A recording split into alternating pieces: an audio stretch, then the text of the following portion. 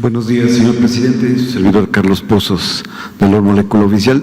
Quisiera iniciar con el tema, con el doctor Gatell. Ha causado cierta confusión y que si nos pudiera detallar cuántas curvas está utilizando la estrategia y si alguna de estas curvas, cuáles de ellas ya se han aplanado, para que nos quede claro a los ciudadanos. Si nos pudiera detallar, entiendo que son 8 curvas las que maneja la estrategia, nos pudiera detallar y cuáles de ellas hasta el momento se han logrado detallar y si la estrategia ha funcionado desde su opinión. Adelante.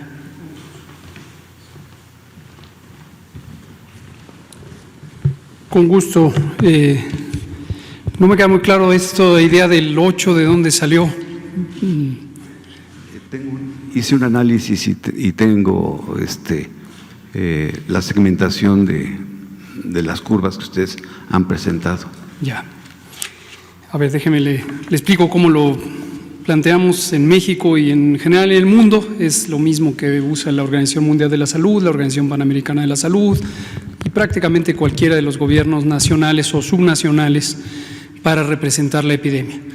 La curva epidémica, también para refrescar la memoria de quien nos escuche y a lo mejor no esté familiarizado con los detalles del tema, es una gráfica, es una representación visual del número de eventos de interés, más clásicamente casos, personas enfermas.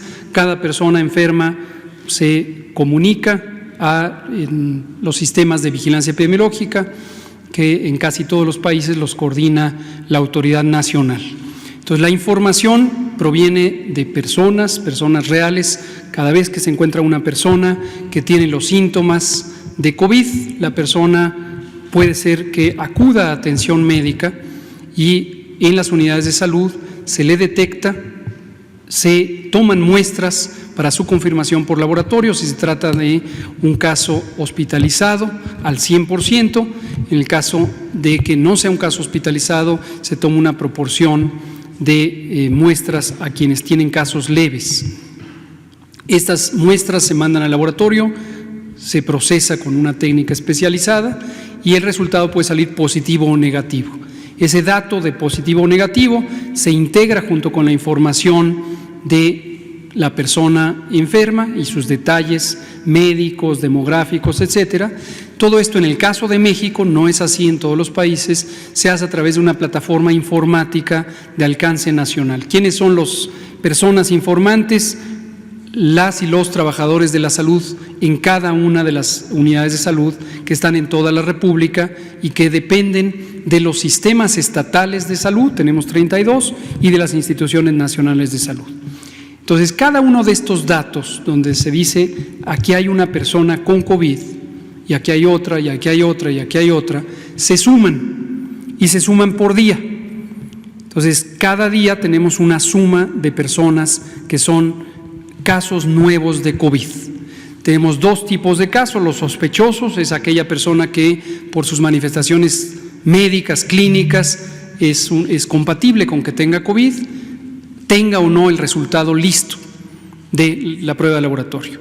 Y esta es información valiosísima porque es muy oportuna. No necesitamos esperar a que se le tome la muestra y a que se procese. Ese es un dato importante.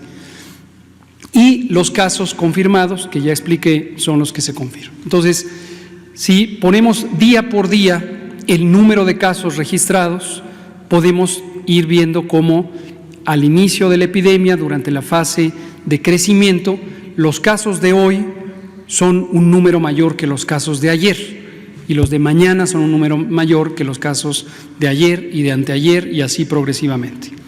Hasta que llega un punto en donde los casos de hoy son igual a los casos de ayer, los de mañana igual que los de anteayer, etcétera, y posteriormente llega un momento en donde los casos de hoy son menos que los casos de ayer.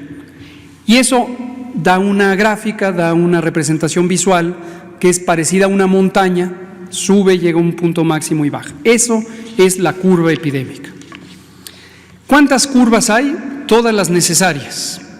Generalmente, en países territorialmente pequeños, si uno hace una curva del país, representa fielmente la epidemia del país, porque en casi cualquier ciudad, en cualquier pequeño poblado, pequeño o mediano, ocurre al mismo tiempo todo.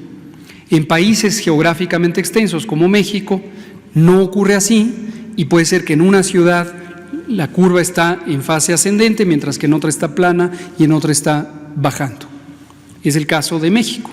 Entonces, generalmente hacemos curvas para las ciudades de grande y mediano y en algunas de pequeño tamaño, y el criterio para representar la curva depende de la actividad epidémica y del tamaño de la población.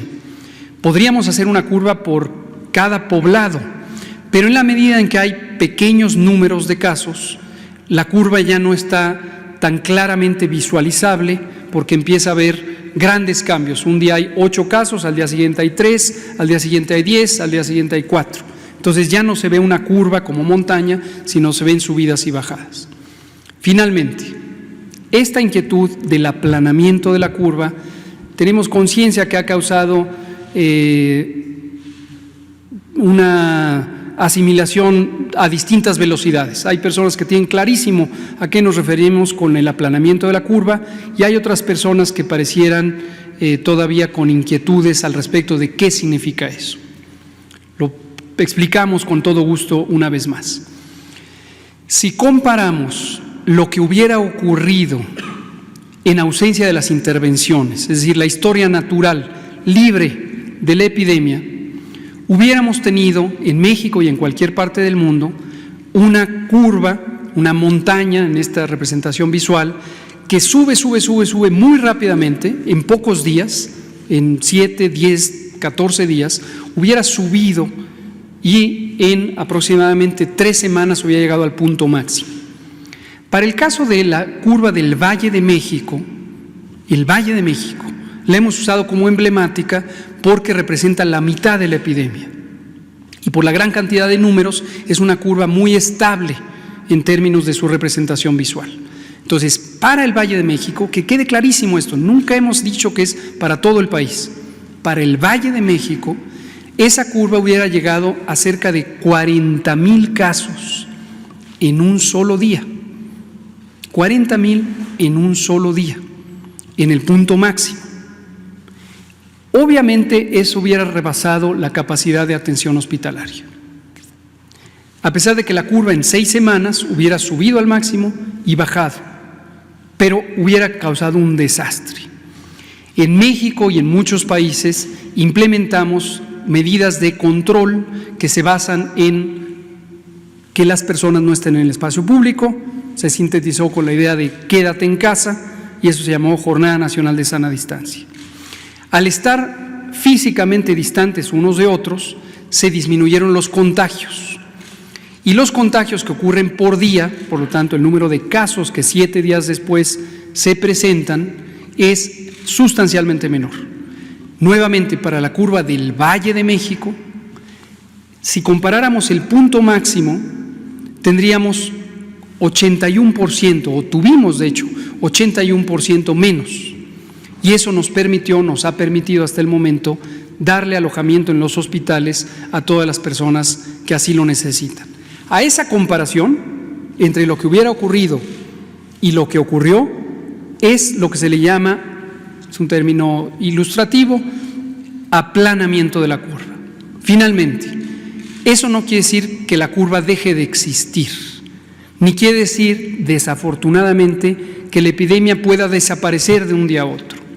Y hemos sido también muy enfáticos en distinguir 3 condiciones: la que uno desearía, la que uno técnica y científicamente puede predecir que va a ocurrir, y finalmente lo que es posible controlar o regular. ¿Qué desearíamos en México y en el mundo entero? Que no hubiera epidemia. Pero esto no es posible. Sería falso decir no va a haber epidemia. Sería también falso decir se va a acabar mañana.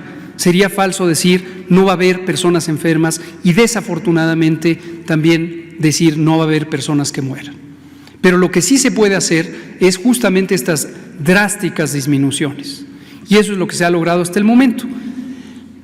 Todavía la epidemia está en esa plano, en esa curva que es más plana comparado con lo que hubiera ocurrido, usando la metáfora de las montañas, es una colina, no es una montaña alta, pero de todos modos es una colina, de todos modos tiene una pendiente hacia arriba, y no hemos llegado al punto máximo, excepto en la Ciudad de México, el Valle de México, que estamos en el punto máximo, en una meseta, y llevamos ya 10 o 14 días en esa meseta, y esperamos que pronto empiece a bajar. Si tomamos el conjunto de las curvas epidémicas, todavía no hemos llegado a ese punto máximo y, por lo tanto, que quede muy claro, todavía durante varias semanas más vamos a seguir anunciando día con día que hay más casos hoy que ayer. Todavía va a ocurrir. Gracias por su pregunta, Carlos.